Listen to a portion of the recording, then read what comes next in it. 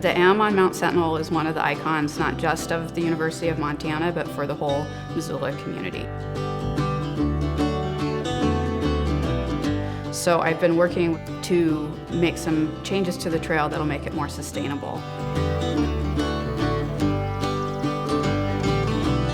The University of Montana owns 600 acres on Mount Sentinel, and it's a combination of grasslands and forests. A lot of people don't even know that it's part of the main campus. How many universities have like a mountain, a wild mountain, as part of their main campus? I had a student intern count the number of people that went up to the M Trail, and it was over 1,000 people on many days. It makes it easily the most hiked trail in the state, and it's just getting worn out because of how it was built.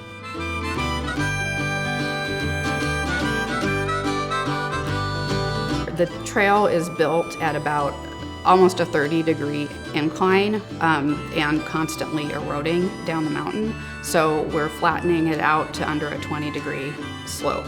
So it'll be a lot easier to walk on, a lot less erosion, less maintenance. We have all these people coming who love nature and want to learn more about it and how to take care of it. And fortunately, we have instant access to all of that.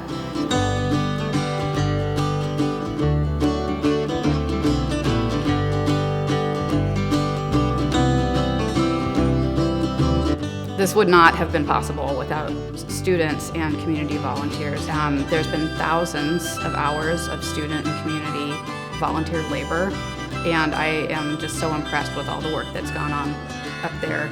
People have donated money, donated time, and even we ask, when we're up there doing work, we ask just random passersby if they'll carry things, and they almost always say yes.